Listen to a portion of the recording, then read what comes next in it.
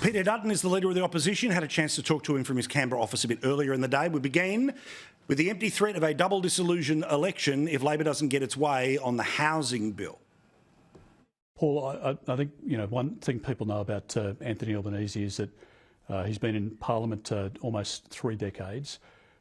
He has been the leader and the convener of the hard left of the Labor Party over all of that time. He's tried to remake himself now, but he's a political animal and he will try and eke out any advantage that he can get. I think at a time when the public is demanding that the Prime Minister try and help them not hurt them further in terms of bad economic decisions, we've got a government that's more obsessed about trying to find political advantage in talking about going to an early election. I would have thought at the moment the last thing the Australian public want is to be dragged off to an early election. I would have thought a priority for the government is to, frankly, sack Chris Bowen and start making decisions that will reduce electricity and gas prices instead of continuing to jack them up. Now, I mentioned this at the start of the show, the protection racket game that was played today in and around Linda Burney. You asked very clear questions about Makarrati, that's treaty, yet she was allowed to get away with just a long answer referencing footballers who support yes for the referendum later in the year. You went back a second time. She was able to talk about another footballer, and it was only after, the best part of minutes and minutes of this stuff that she was forced to say something mildly relevant, but just chose to quick 10-word salad and she was away. Do you think the Labor Party is now trying to build a protection racket around a minister who every time she answers a question tells us the truth?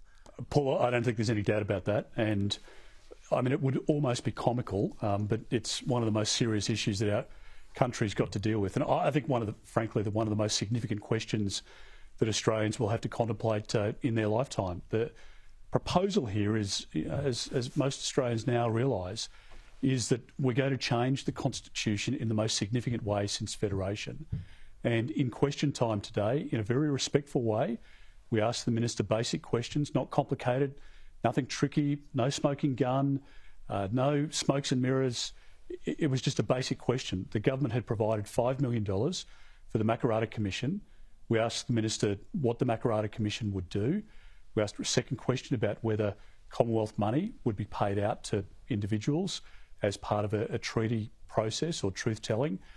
You just can't get a straight answer from Linda Burney or the Prime Minister. And I think there's a huge integrity issue now for the Prime Minister when he continues to dodge the questions that most Australians are reasonably asking and that we're asking on their behalf in the Parliament. What has he got to hide, and why the tricky nature? Why the the double talk from Anthony Albanese? Why is the government spending so much time obsessing about Makarrati, around truth-telling, around the voice, and not spending enough time on resolving issues which are most important to Australians, and that is cost of living?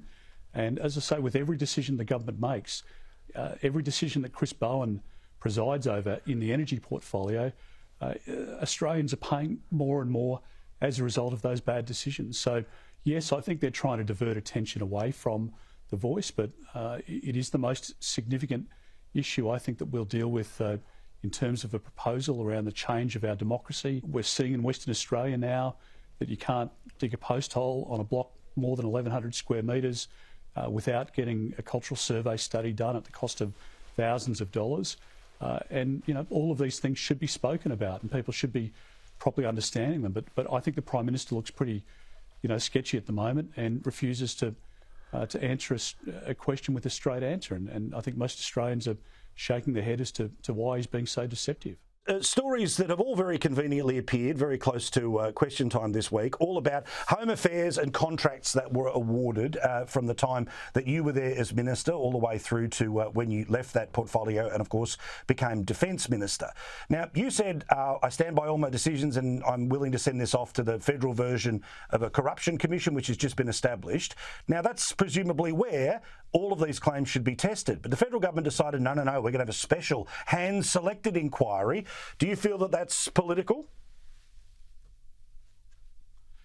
I don't think there's any question that it's political. I mean, an important point here is that there's obviously a huge battle going on at the moment between the Home Affairs Minister, Claire O'Neill, and the Secretary of her department, Mike Bazzula, who was a secretary when I was at the department. He's a first-class public servant, and I was very well served by him and by the public servants within the Department of Home Affairs. Second point, I suppose, Paul, is that it's obvious to most people that the left detest offshore processing, but the fact is it's a policy that saves lives. It stops people drowning at sea. We're able to get all of the kids and women out of detention that Labor put into detention, and they hate the policy to this very day, even though they pretend that they support it. So that's part of the motivation for their attack. Next point, again, which is probably pretty obvious, is that if you look back to each of my predecessors, the Labor strategy has been to just throw as much mud as possible, and it sticks. That's why they do it. They run the negative ads. They send, the B graders like Claire O'Neill out there to run the attack lines and put all of these spurious allegations, and question your integrity and all the rest of it. But I stand by every decision I made in that portfolio. It's a tough portfolio, but ultimately keeping our borders secure, stopping people drowning at sea requires tough decisions. The Labor Party can throw as much mud as they want at me, but I think the Australian public know this much about me. Firstly, I'm a person of integrity and I don't compromise on my integrity. I stand up for what I believe in. I will never step back from a decision that I believe is in our country's best interests.